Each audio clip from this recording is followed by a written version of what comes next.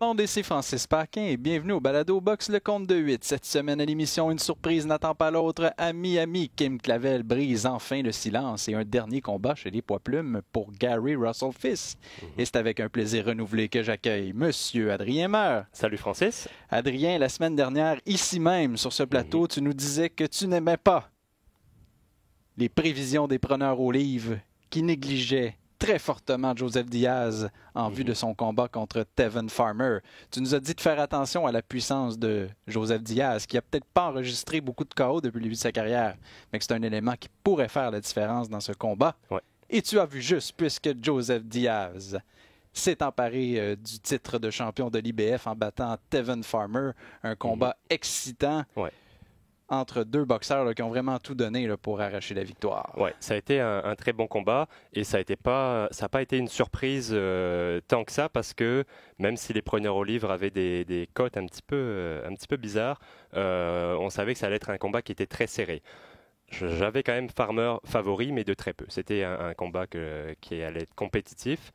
Et autant j'ai beaucoup aimé le travail de Jojo Diaz qui a fait tout ce qu'il fallait pour l'emporter, autant j'ai trouvé que Diaz a remporté ce combat, mais Farmer l'a perdu en même temps. Ça n'a pas été le Tevin Farmer qu'on connaissait, même si ça a donné un bon combat en bout de ligne. Il n'a pas fait appel à ses qualités premières, à son style habituel, et c'est ça qui m'a un peu déçu de sa part, et c'est pour ça qu'il l'a perdu. Il ne faut pas enlever le mérite à Diaz qui a fait un très bon combat, qui a fait tout ce qu'il fallait pour l'emporter. Mais je pense que du côté de Farmer, il y a une petite introspection à avoir parce que ce n'est pas le vrai Tevin Farmer qu'on a vu dans ce combat-là. C'est un combat où il y a eu déjà beaucoup de drama dès le début. Oui, une coupure à l'œil gauche de Joseph Diaz qui s'est pas laissé du tout déranger par ça pendant le combat, là, malgré le fait que ça a été quand même une source d'inquiétude. Oui, ça a été une affreuse coupure. C'était un choc de tête qui lui a ouvert l'arcade gauche. Et honnêtement, je pensais que le combat allait être arrêté, quand le médecin est monté dans le ring et qu'on a vu cette coupure en gros plan, c'était pas beau à voir. Là, c'était pas c'était pas doux. Et je pensais que le combat allait être arrêté soit immédiatement, soit dans les rounds qui suivaient, parce que avec les coups qui allaient atterrir sur cette coupure, ça allait l'aggraver, l'agrandir. Et finalement, excellent travail du cutman de Jojo Diaz qui lui a permis d'aller jusqu'au bout et de remporter cette ceinture parce que c'était dès le deuxième round qu'il y a eu cette coupure-là. Et j'ai déjà vu des combats arrêtés pour des coupures moins sévères que celle-là. Elle était vraiment très large, très, très ouverte. Donc c'est ça qui me faisait peur, ça saignait abondamment. Je pensais que le médecin allait l'arrêter, mais finalement, il a pris la bonne décision de donner la chance au coin de Jojo Diaz de travailler sur cette coupure. Et excellent travail du cutman, il faut le souligner, parce que sans lui, Jojo Diaz ne serait pas champion aujourd'hui. Il n'aurait pas pu aller jusqu'à la fin de ce combat. Il y a eu un autre élément de drama. Oui, je m'en allais dire, Diaz, lui, a été surtout en mesure de s'imposer physiquement. Et comme on l'a déjà vu dans certains combats dans le passé, je reviens souvent à cette défaite qui a été subie par Lomachenko. Diaz s'est imposé physiquement et a vraiment utilisé tous les trucs du métier pour déranger le champion. Frappait souvent après que l'arbitre ait demandé d'arrêter. S'est fait sermonner plus d'une reprise, mais jamais perdu de points. C'est ça dépend de l'arbitre, parce que tu as un arbitre qui va... Si l'arbitre te laisse faire, ben pourquoi t'arrêterais? Exact. Il n'y avait aucune raison de se priver de ce plaisir. Parce qu'il y a d'autres arbitres qui auraient enlevé un point. Au bout d'un moment, ils auraient enlevé un point. Et là, Diaz aurait complètement arrêté. Mais quand tu lui enlèves pas de points, ben pourquoi est-ce qu'il s'arrêterait? Il a continué parce que ça lui servait dans ce combat-là. Mais du côté de Farmer, il y a eu un élément dès le premier round. Il est revenu dans son coin. Il a indiqué à son coin qu'il s'était blessé à la main droite. On a vu par la suite qu'il a beaucoup moins utilisé le jab, qui est normalement une de ses armes principales. Donc ça a semblé l'affecter dans ce combat. Mais je n'ai pas reconnu le Tevin Farmer que je connais. On n'a pas vu cette défense qui est habituellement si brillante. On a vu beaucoup moins de mouvements, beaucoup moins mobile de sa part, beaucoup moins de mouvements de tête aussi. Normalement, c'est un gars qui te fait rater la majorité de tes attaques et qui te punit en contre. Là, Diaz n'a pas raté beaucoup d'attaques. Il a souvent atteint la cible. Farmer n'est pas habitué à être frappé aussi souvent. Ça a peut-être affecté. Je pense qu'une séquence, on parlait de 6 coups consécutifs là, en puissance qui touchaient la cible. Alors que Farmer, d'habitude, est un gars qui esquive très très bien, qui a un très bon coup d'œil, qui voit les coups arriver, qui fait rater l'adversaire. Là, ça n'a pas été le cas. Il n'avait pas non plus l'énergie habituelle. Normalement, il est vraiment sur la pointe des pieds, il est très dynamique. Et là, je l'ai senti, il semblait manquer d'énergie. Je me demande s'il n'y a pas eu des problèmes dans la coupe de poids, s'il n'a pas connu une coupe de poids difficile. C'est peut-être aussi un problème de stratégie parce que dans l'avant-combat, dans les entrevues avant le combat, il manquait un petit peu de respect à Jojo Diaz en disant « Diaz vient de la catégorie inférieure, ça fait pas longtemps qu'il est monté, je suis plus fort physiquement, je vais imposer mon physique ». Finalement, c'est complètement l'inverse qui s'est passé. Est-ce que s'il n'y avait pas eu ce manque de mobilité, c'est parce qu'il s'attendait à être le bully dans le ring, peut-être? Et là, c'est un gros problème de stratégie de sa part. Il a connu du succès dans sa carrière en montrant cette défense supérieure, en étant un boxeur mobile, et il s'est un peu éloigné de ce schéma qui a fait son succès jusqu'à maintenant dans sa carrière. Et c'est probablement pour ça qu'il s'est incliné, même si ça a donné un bon combat finalement, avec un peu plus d'action que d'habitude dans les combats de Farmer. Ça n'a pas été à son avantage parce que ce n'est pas son style. Son style, c'est de faire rater l'adversaire, de l'énerver, de le frustrer et de le contrer. Ça a été beaucoup moins le cas dans ce combat-là et c'est pour ça que j'étais un petit peu déçu de la performance de Farmer, même si ça a fini en bout de ligne par donner un très bon combat. On ne peut pas nécessairement qualifier ça de surprise parce qu'il était le favori des parieurs, mais reste que Morozhdan Akhmadaliev n'avait que 7 combats professionnels au compteur, affrontait Daniel Roman, qui aura finalement été un très très bref champion unifié.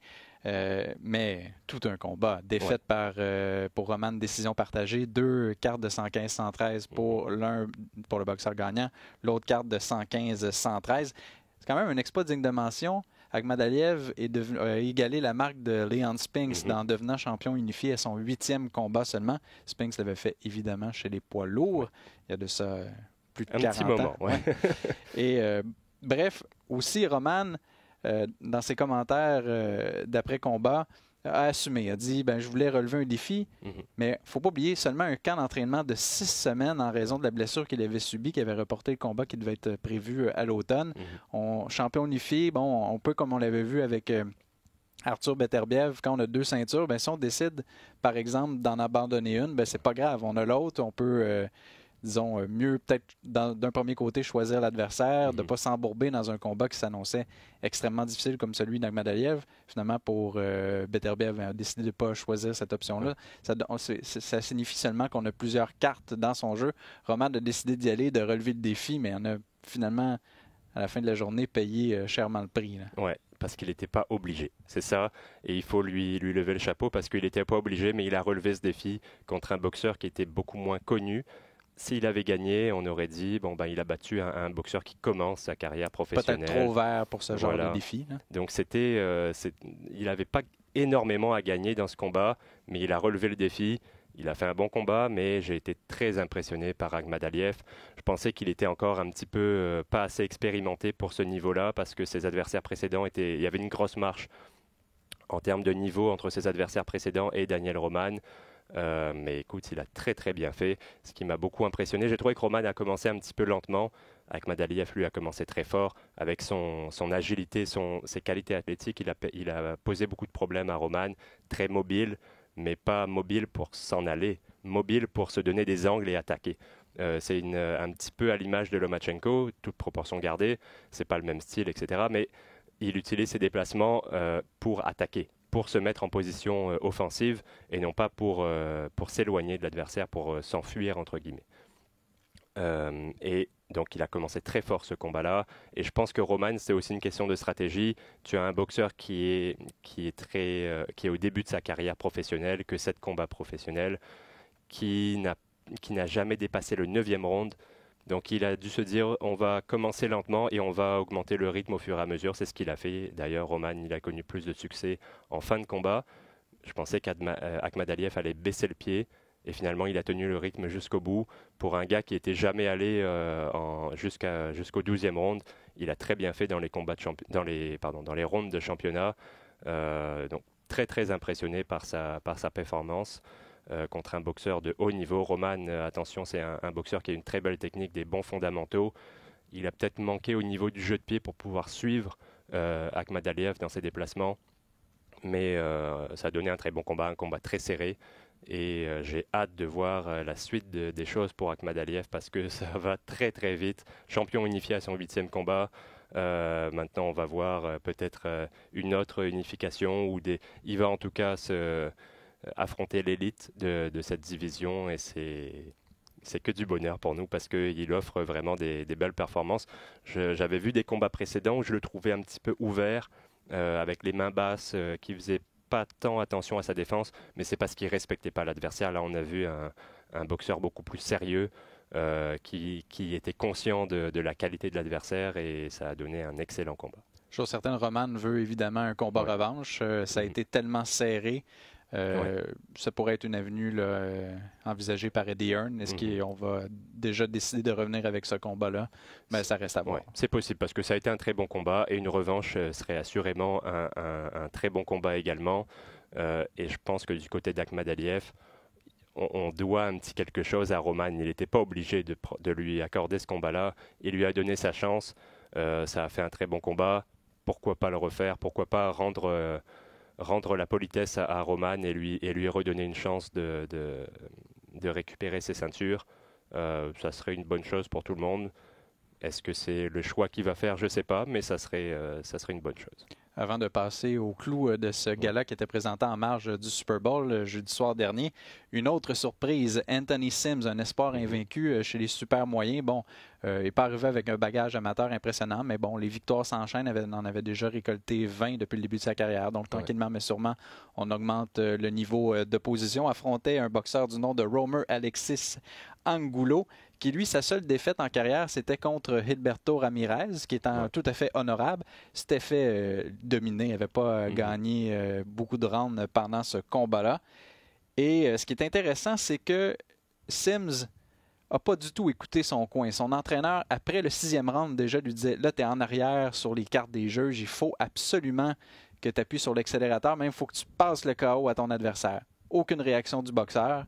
Après le 8e round, l'entraîneur revient, lui dit la même chose. Il faut que tu passes le knockout à ton adversaire. Et malgré tout, est-ce qu'il respectait trop la force de frappe de son adversaire qui avait plusieurs victoires avant la limite? Mais finalement, il ne s'est rien passé. Ça a été un combat excessivement terne. Et c'est le boxeur colombien qui l'a emporté, en grande partie parce qu'il a été le plus actif, celui qui a pris l'initiative des échanges pendant ce duel. Et c'est ce qu'on dit régulièrement. Il faut augmenter le niveau de position petit peu par petit peu, parce que si tu prends une trop grosse marche, ça se peut que tu trébuches. Et c'est le cas pour Sims, mais c'est quand même bizarre d'avoir un boxeur aussi jeune qui n'écoute pas son coin. Ça arrive, mais c'est triste parce que tu vois qu'il y a un manque de lucidité pendant le combat. Tu dois te rendre compte que tu es en arrière sur la carte des juges, que tu es en train de perdre le combat, surtout si on te le dit, si on te le répète plusieurs fois dans ton coin. Il faut qu'il y ait une réaction, il faut qu'il y ait un ajustement. C'est là qu'on reconnaît les excellents boxeurs, qu'on sépare les bons boxeurs des très bons boxeurs. C'est des gars qui sont capables de réfléchir dans le ring, de s'ajuster. Ça n'a pas été le cas pour Sims. C'est ce qui fait le succès et la qualité de Lomachenko.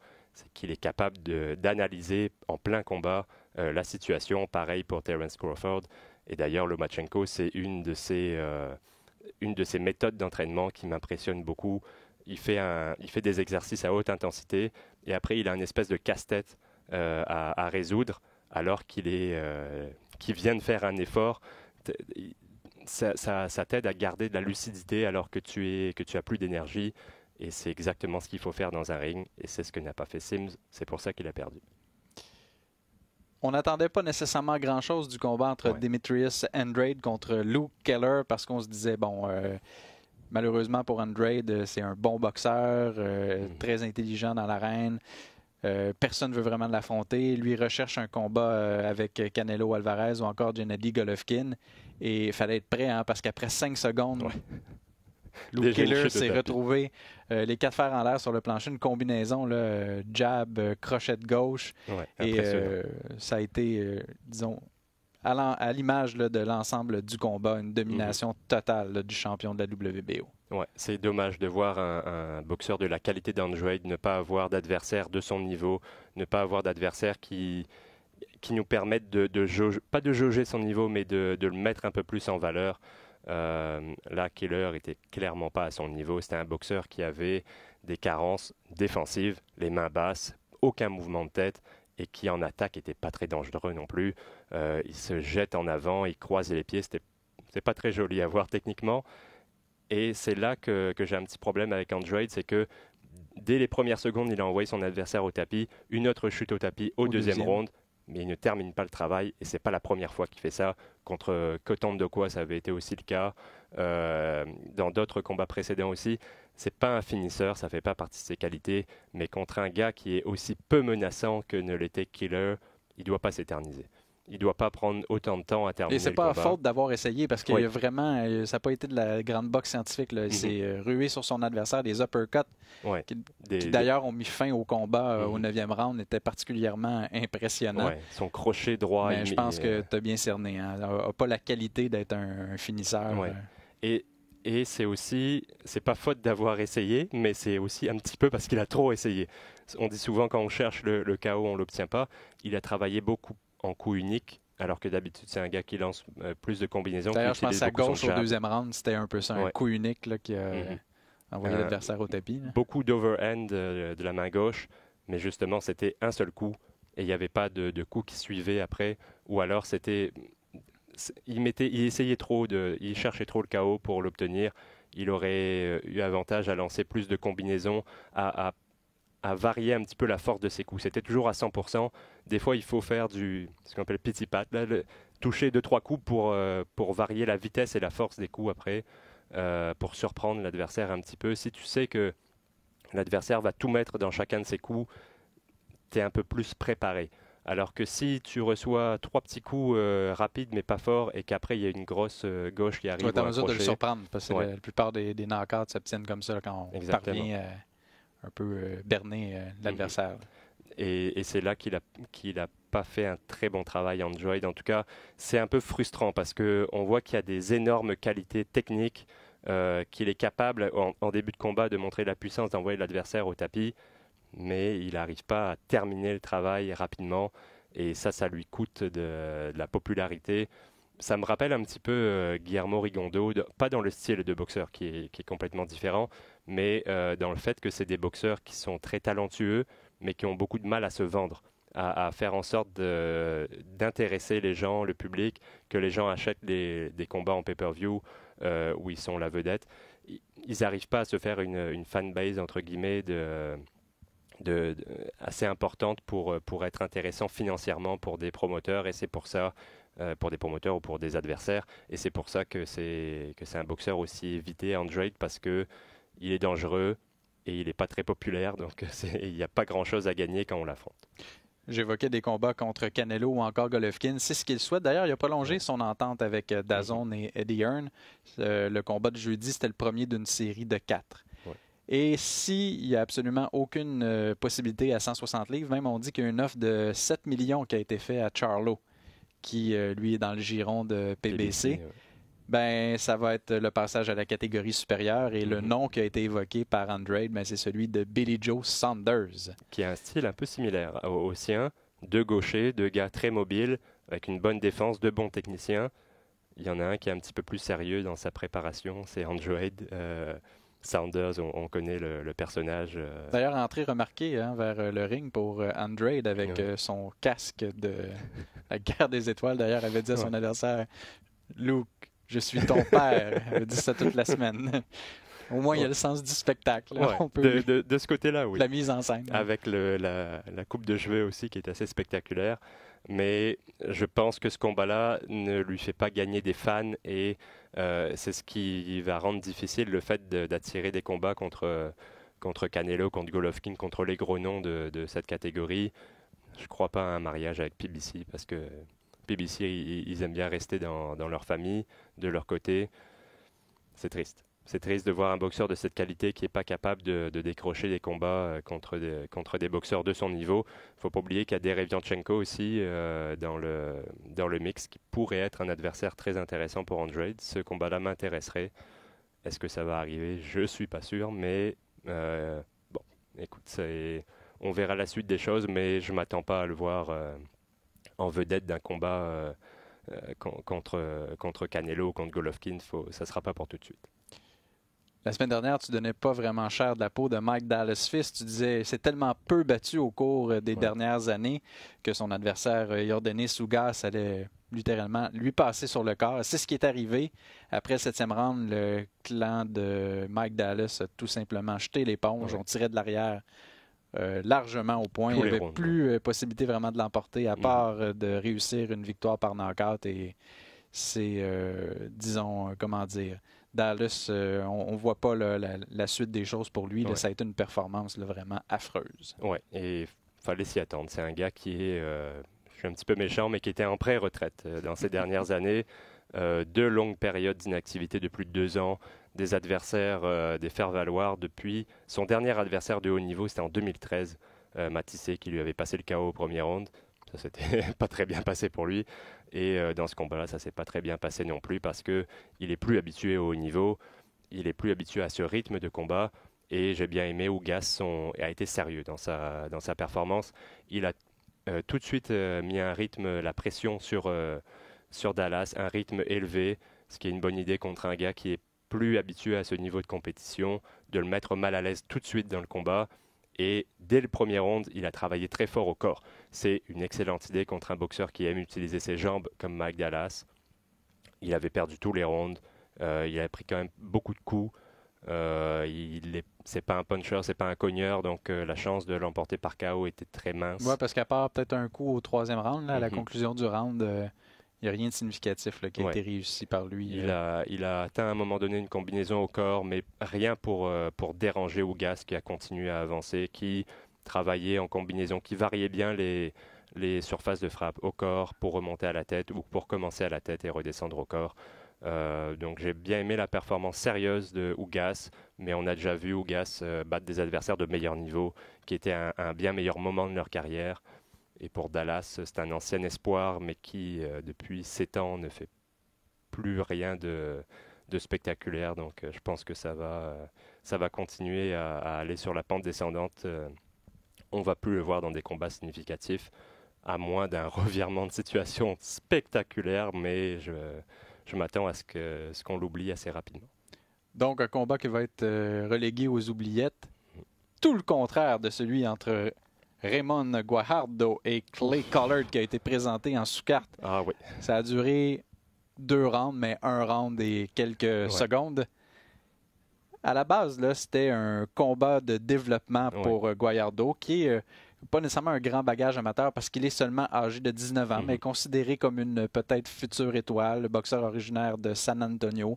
Donc, 6e combat pour lui dans les rangs professionnels. Affrontait, en jargon de lutte, on appelle un jobber, un gars qui, disons, avait pas nécessairement... c'était résolument le côté B, si ce n'est pas CD de l'équation. Et Collard, lui, il se présente dans le ring en se disant « Ben moi, je vais affronter un boxeur qui va se déplacer. Ça va être compliqué. Je sais pas qu'est-ce que je vais faire pour l'emporter. » Et non, son adversaire lui a décidé de jouer à la main chaude avec lui. Une chance inespérée. Il veut jouer à ce jeu-là, ben c'est lui qui l'a emporté. Il voulait jouer à la main chaude, il s'est brûlé. Et c'est on dit souvent en boxe qu'il faut de la confiance. C'est extrêmement important pour un boxeur d'aborder le combat avec confiance, d'avoir confiance en ses moyens, de savoir qu'il peut gagner, qu'il a les qualités pour remporter ce combat. Mais la ligne est mince entre confiance et manque de respect de l'adversaire. Et il a dépassé cette ligne-là. Il a été très agressif en pensant qu'il allait lui passer sur le corps, lui passer le knockout au premier round. Il s'est fait contrer. Il a encaissé beaucoup de coups dans ce premier round. Et c'était extrêmement spectaculaire. Collard l'a envoyé 2 fois au tapis, mais ensuite il y a eu 3 chutes au tapis, 2 d'un côté, 1 de l'autre. C'est un candidat pour le round de l'année. On est encore au mois de février. Le premier round, assurément. Il va rester dans les discussions jusqu'au 31 décembre. On va encore vous en parler en fin d'année. Vous pourrez le voir, on l'a partagé sur la page Facebook du compte de 8. C'est un round très spectaculaire. Si vous avez un round à voir cette semaine, c'est celui-là. Et en plus, Collard avait annoncé avant le combat que ça serait son dernier combat de boxe. Il se dirige vers les arts martiaux mixtes. Donc, il n'avait pas vraiment dans l'idée de gagner ce combat-là. Et finalement, il se retrouve avec la victoire. Je ne sais pas si ça va changer ses plans pour le futur. Mais il a dit, chose certaine, ce combat-là lui a appris une chose, c'est qu'il doit travailler sur sa défense. Oui, parce qu'il l'avait envoyé 2 fois au tapis et il a voulu terminer le travail, il s'est fait contrer. Donc, il n'est pas arrivé. Là. Il a fait non, j'ai encore des choses à travailler pour la suite de ma carrière, là, peu importe la discipline. C'est un gars qui est lucide. Il a compris qu'il n'était pas le boxeur le plus talentueux, mais que là, il y avait eu une erreur tactique de l'adversaire, une erreur mentale, manque de respect. Il en a profité. Tant mieux pour lui, mais il sait que s'il y a une revanche, ça pourrait être l'inverse parce que la tactique serait différente en face de lui. Mais écoute, je m'attendais à rien de ce combat-là et finalement ça a été très court mais très très impressionnant. Adrien, la semaine dernière, on a beaucoup fait état de l'annonce de la séparation entre Eye of the Tiger Management et Kim Clavel. On avait décidé de ne pas, de part et d'autre, renouveler l'entente qui liait les deux parties. Au cours des dernières heures, on a appris que finalement, sans grande véritable surprise, Kim Clavel se joint à Groupe Yvon Michel. Elle va finalement être la tête d'affiche de 4 des 5 événements de la série de boxe Doolies qui va être de retour le 21 mars au cabaret du Casino de Montréal. C'est en toute logique parce qu'on cherchait un peu un fer de lance là, pour la prochaine année. On avait évoqué les noms de notamment Francis Lafrenière ou encore Wilfrid Sei, mais Clavel jouit quand même d'une certaine notoriété parce qu'elle a déjà plus d'une dizaine de combats au compteur, championne à la NABF.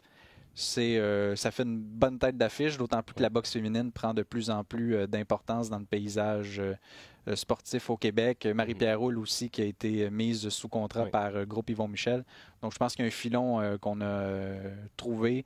On va l'exploiter et on se doutait là, que Clavel allait quand même rebondir assez rapidement.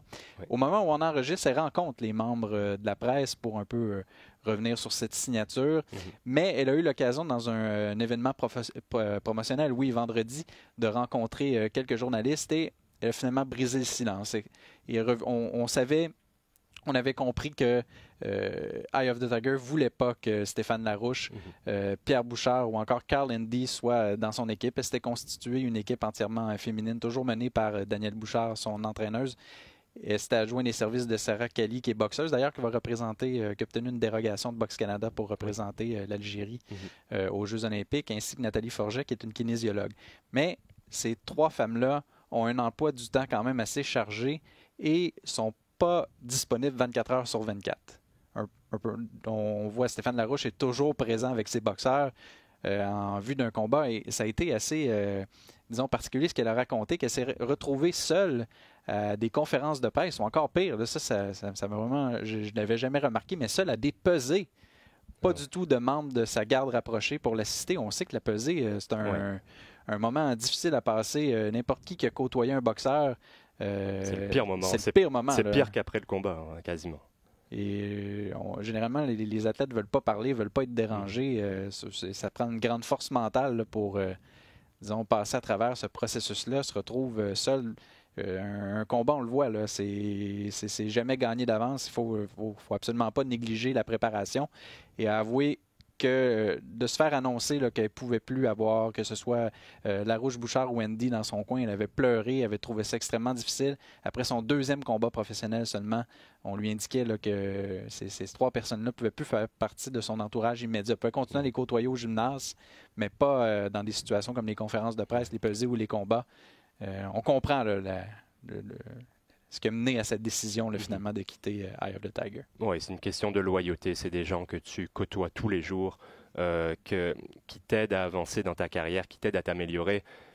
C'est très difficile. Il y a un lien très très fort entre entraîneurs, groupe d'entraîneurs et boxeurs ou boxeuses.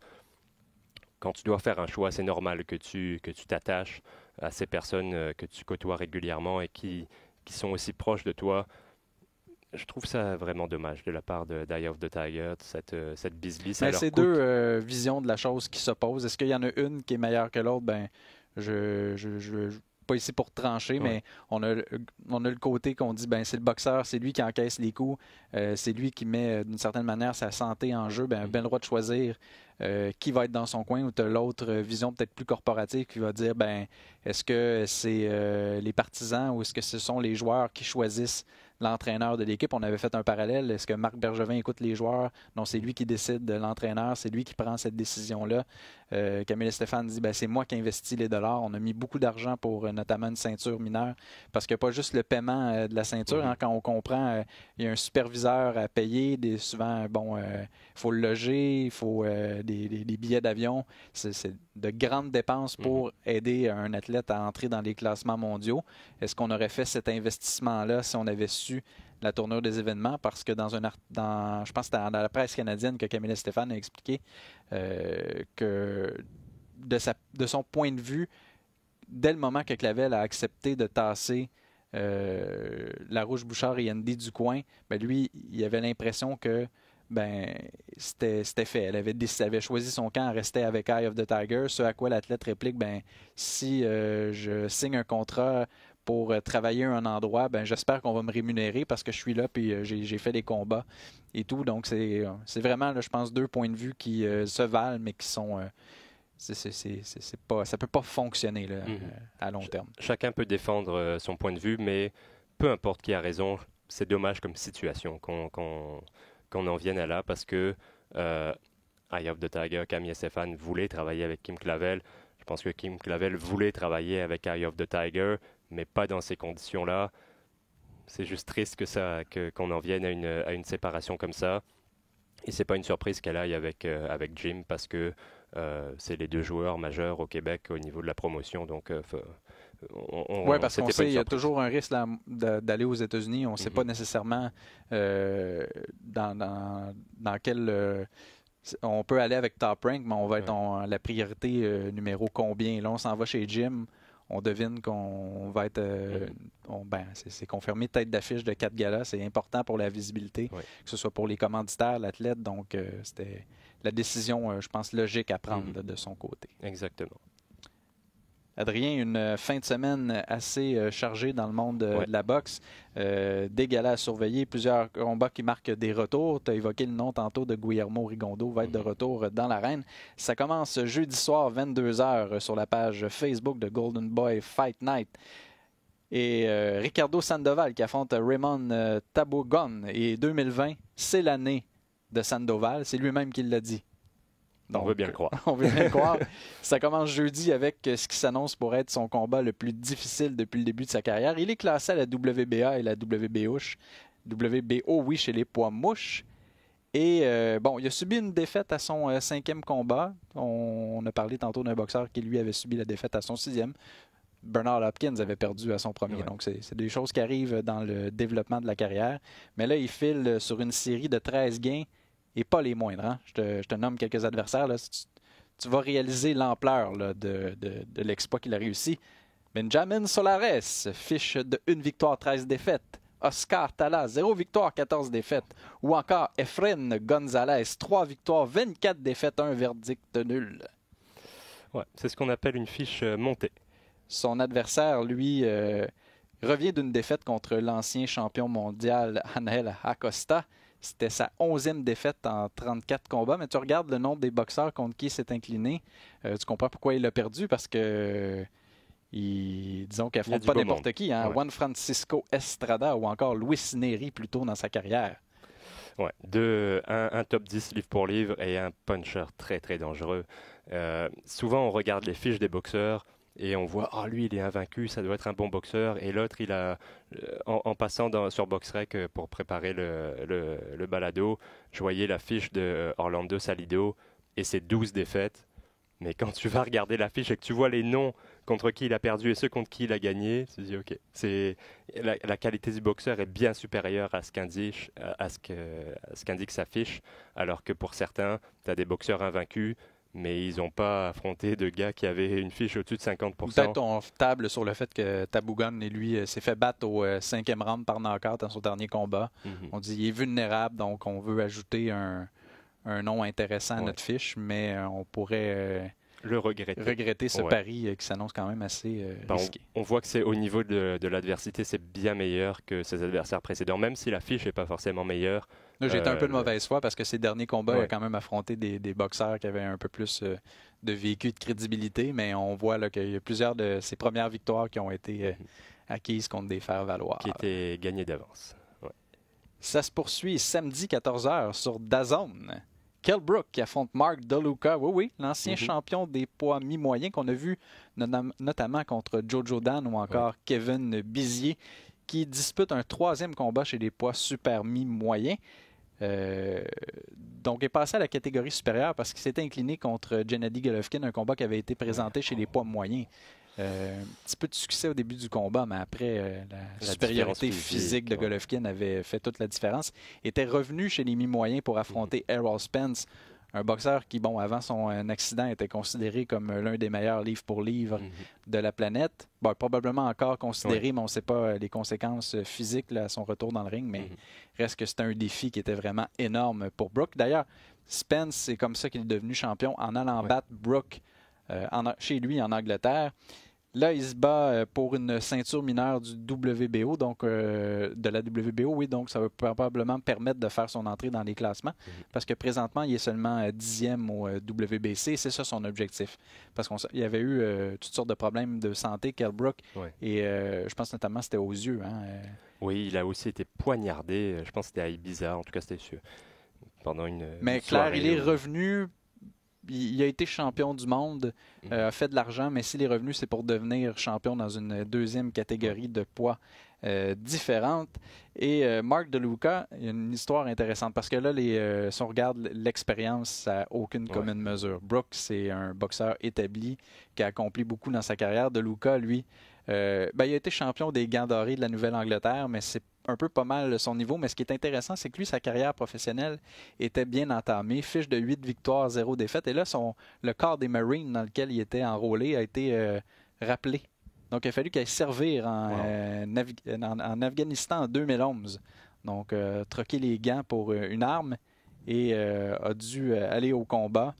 Il est revenu. Une série défaites-victoires contre Walter Wright, qui l'a vengé 4 mois plus tard après avoir subi sa défaite. Et quand le téléphone sonne pour affronter Kell Brook, ben, tu choisis. Tu réponds ou tu ne réponds pas. Et probablement qu'il s'est dit que c'était une occasion assez intéressante de faire une belle paye. Donc, il a pris l'appel et il est en route en Angleterre. Ouais, tu ne veux pas laisser passer ce genre d'occasion-là parce que ça se peut que ce soit la seule fois qu'elle passe. Ça me rappelle un peu l'histoire de Jamel Herring, un ancien Marine aussi, qui est ensuite devenu champion du monde.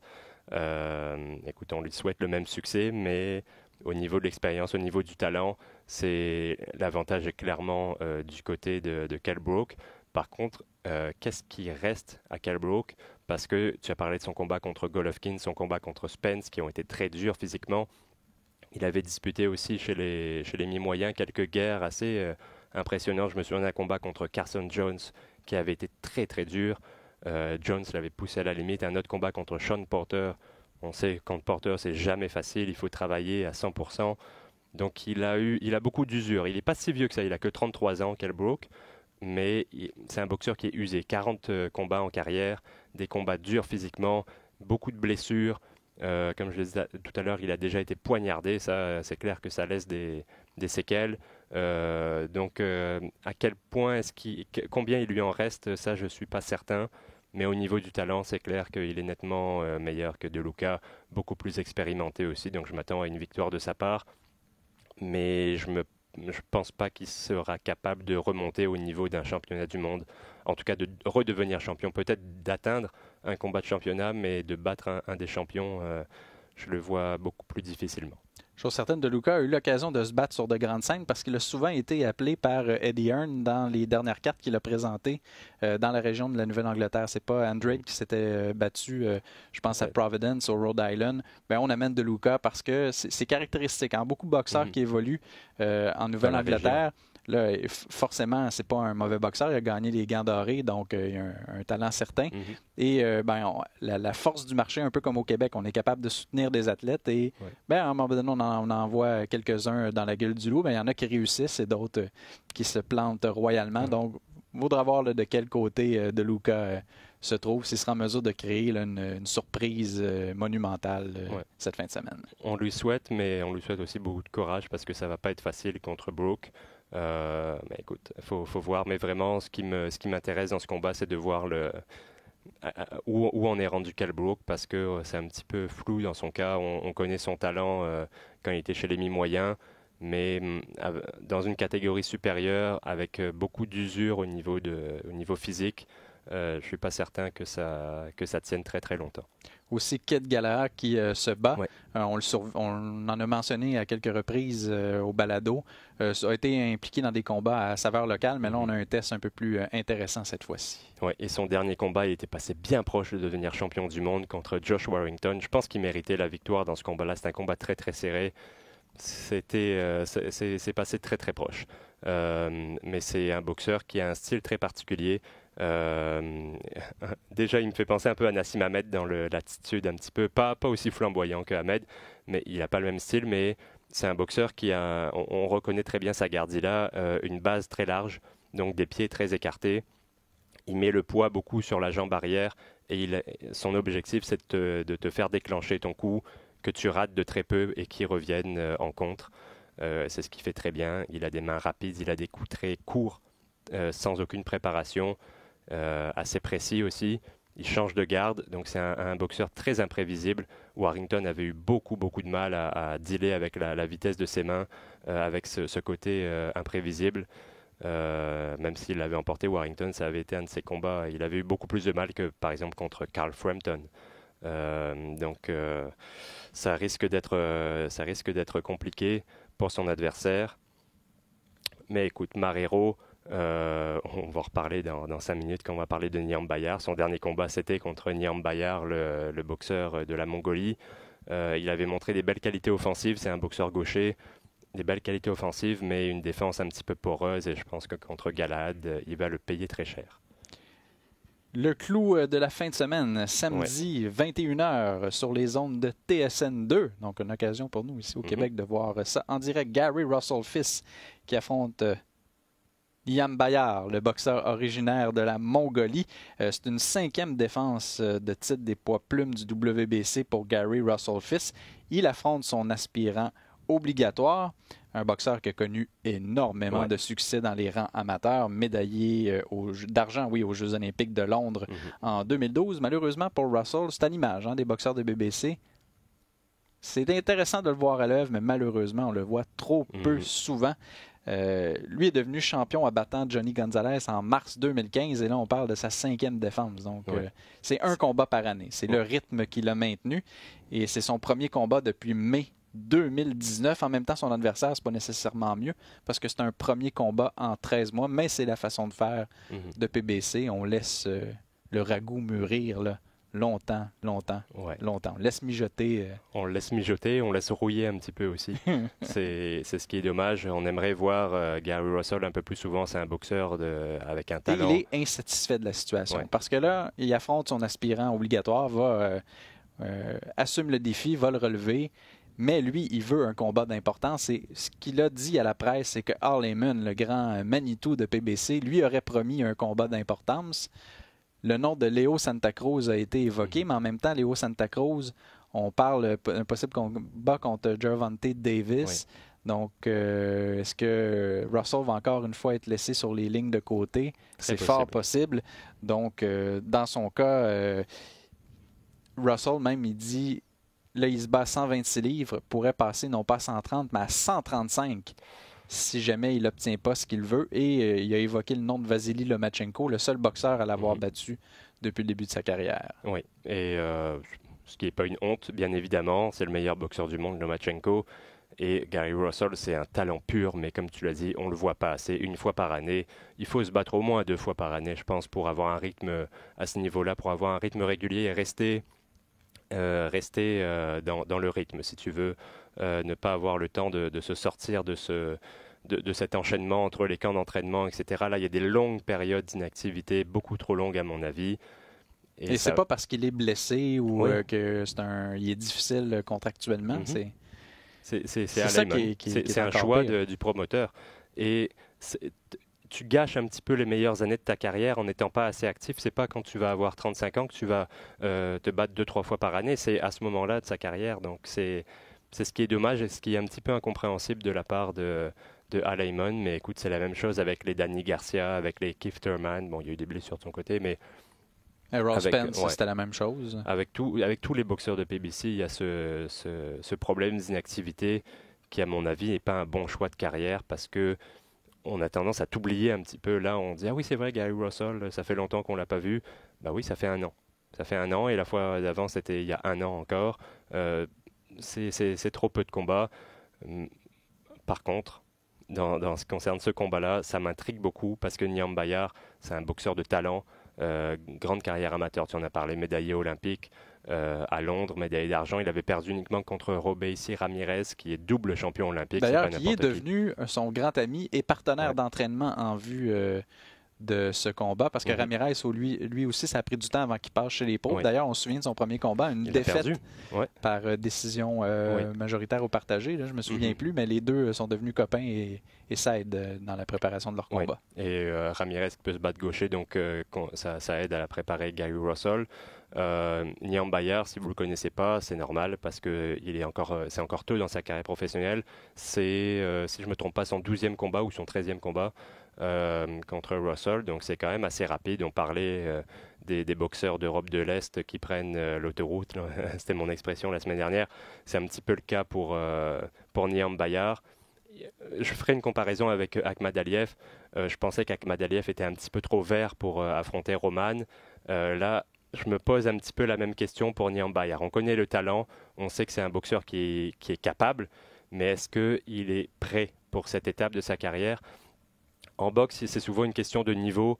C'est un petit peu comme un joueur de hockey. Tu sais que le gars, il va produire. Il a produit chez les juniors. Il produit en ce moment dans la Ligue américaine. Il y a des très grandes chances qu'il produise dans la Ligue nationale, mais est-ce qu'il est prêt à passer ce cap-là? On voit beaucoup de joueurs qui viennent faire un petit tour Ligue nationale, puis oh là là, ça se passe pas très bien, on redescend. Là, il y avait un certain Max Pacioretty qui a fait ça, ça s'est pas très bien passé son premier passage LNH. Il est redescendu Ligue américaine et il est revenu en force. On savait qu'il avait le talent, mais il n'était pas prêt pour passer à cette étape-là. Et c'est la question que je me pose à chaque fois avec ces boxeurs qui viennent des amateurs et qui ont une carrière très très rapide chez les pros, qui arrivent très très vite au haut niveau.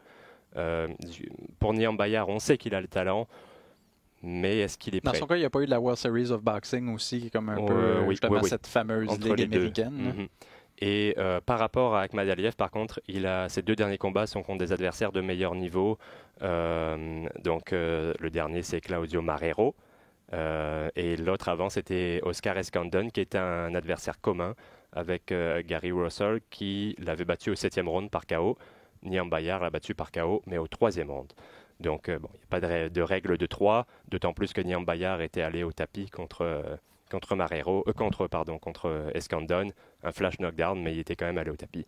Ça va être très intriguant parce que Niam Bayar a une boxe résolument offensive. C'est un gars qui lance des combinaisons et qui est vraiment très très imprévisible. C'est des combinaisons complètement inhabituelles. Je ne l'ai jamais vu lancer un jab direct crochet, 1, 2, 3, jamais. Il commence souvent ses combinaisons avec des uppercuts, notamment la main avant et un très très bon uppercut de la main gauche. Il varie les surfaces de frappe au corps, à la tête, il varie les angles d'attaque. C'est complètement imprévisible, donc c'est très très dur de savoir comment réagir. Par contre, il lance des longues combinaisons et on connaît la grande qualité de Gary Russell, c'est la vitesse de ses mains. Je pense qu'il va attendre les combinaisons de Niam Bayar et essayer de le contrer entre 2 coups. D'ailleurs, on veut combattre le feu par le feu. Russell est rapide, on va être encore plus rapide que lui.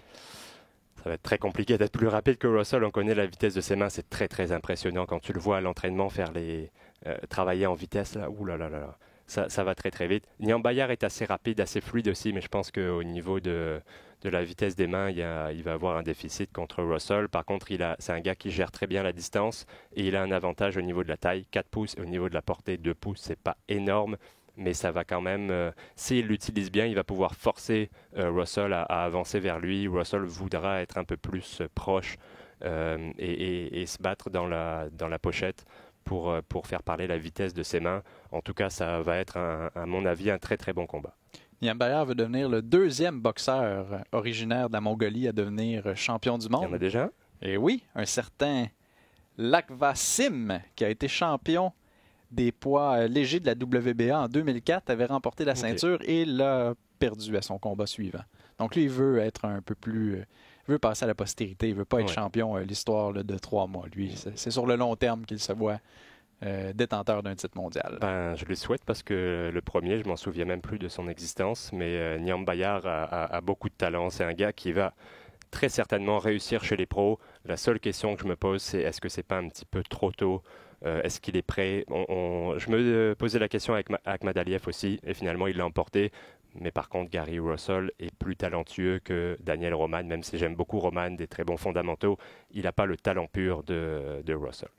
En demi-finale, on l'évoquait un peu plus tôt, Guillermo Rigondeaux qui affronte Liborio Solis pour le titre vacant des poids coqs de la WBA. El Shaka, lui, on peut dire qu'il a repris le dessus depuis qu'il a été battu par Vasily Lomachenko. Nomas. Avait quand même grimpé de 2 catégories de poids pour affronter le grand champion ukrainien. C'est 2 victoires de suite avant la limite, pas nécessairement quelque chose à laquelle nous avait habitués, Rigondeaux nous avait habitués dans le passé. Et dans une combine que seule la WBA a le secret, eh bien Rigondeaux, lui, est deuxième aspirant chez les poids coqs, mais s'est jamais battu dans cette catégorie de poids-là. Il avait été champion à 122. À 122, là, à 118 est classé. La WBA a fait des tours de magie, c'est incroyable. Comme, chaque semaine, ils arrivent à nous surprendre. C'est comme au football universitaire, les gens arrivent et disent après « Ah ben là, je suis admissible au repêchage, OK. » Là, lui, disent « Ben, je me bats chez les poids coqs, OK, on va te classer deuxième, pas de problème. » Ça marche comme ça, la WBA, c'est très, très malléable. Solis, lui, c'est un ancien champion chez les poids super mouches, mais ça remonte à 2013. Et il y a une fiche de 0 victoire, 2 défaites et 1 non-lieu dans la catégorie dans laquelle il va se battre samedi chez les coqs. A perdu contre un Japonais du nom de Shinsuke Yakamana et 2 combats contre Jamie McDonald. 5 victoires là, depuis ces 2 combats contre le boxeur britannique. Et c'est... Les 2 noms que tu viens de nommer, McDonald et Yamanaka, c'est les 2 boxeurs de haut niveau qu'il a affrontés dernièrement et c'était 2 défaites. 2 anciens champions du monde d'ailleurs. Écoute, je pense que ça va se poursuivre avec ce combat-là contre Rigondeaux. Il est trop talentueux, même s'il est rendu à 39 ans, le Cubain, ce qui est vieux pour les petites catégories comme ça. C'est pas un boxeur qui est usé, parce que c'est un boxeur qui a montré depuis le début de sa carrière, que ce soit amateur ou pro, une défense impeccable. C'est un contreur qui se fait pas atteindre très souvent, à part contre Lomachenko, et qui donc est beaucoup moins usé que des boxeurs qui font des guerres régulièrement. Donc je pense que ça aide à prolonger sa carrière. Mais à 39 ans, ça commence à être un petit peu tard. Il faut dire que Solis, lui, a 37 ans. Il est plus tout jeune non plus. Il a eu du succès plus tôt dans sa carrière, mais dernièrement, ses victoires, c'est contre des boxeurs de niveau moindre. Et les 2 bons boxeurs qu'il a affrontés, McDonald et Yamanaka, ça s'est pas très bien passé pour lui. Donc Yamanaka, un gaucher aussi, comme Rigondeaux. Je m'attends à ce que Rigondeaux l'emporte. Il a trop de talent pour ne pas battre un gars comme Solis. Et qui dit Gary Russell dit frère de Gary Russell. 2 de ses frères seront... Qui s'appelle Gary Russell. Eh oui, c'est pas trop compliqué la vie. Donc 2 frères qui vont être en action sur cette carte. Donc 2 de ses quoi? 5 frères? 4 frères, je pense. Ils sont 4 ou 5 à tous s'appeler Gary Russell avec un nom, un deuxième prénom qui commence tout le temps par A, donc c'est Gary A. Russell, tous les frères. Il a quand même un nom différent, un prénom différent de tous ses frères. C'est un peu plus d'imagination que George Foreman, qui a appelé ses enfants, ses fils, George Foreman Jr., George Foreman 3, George Foreman 4, George Foreman 5, et je pense qu'il y en a un 6e aussi. En tout cas, lui, c'est enfant numéro 1, enfant numéro 2. Ça me fait vraiment beaucoup rire. Là, le père, Gary Russell Senior, a eu un petit peu plus d'imagination avec ce deuxième prénom, mais bon, c'est quand même... pourrait trouver un premier prénom différent. Là, c'est un petit peu mêlant à la maison. On ne peut que terminer là-dessus. C'est ce qui fait le tour complet de l'actualité pour cette semaine. Comme à l'habitude, je vous invite à visiter le rds.ca/balado-diffusion, l'application RDS ou encore l'application iHeartRadio pour découvrir tout le contenu qui vous est proposé par les artisans de RDS. Donc, au nom d'Adrien Demeur et de l'autorité en matière de mise en onde Roxane Clermont, ici Francis Paquin qui vous remercie d'avoir été des nôtres et qui vous dit à la prochaine. Ciao!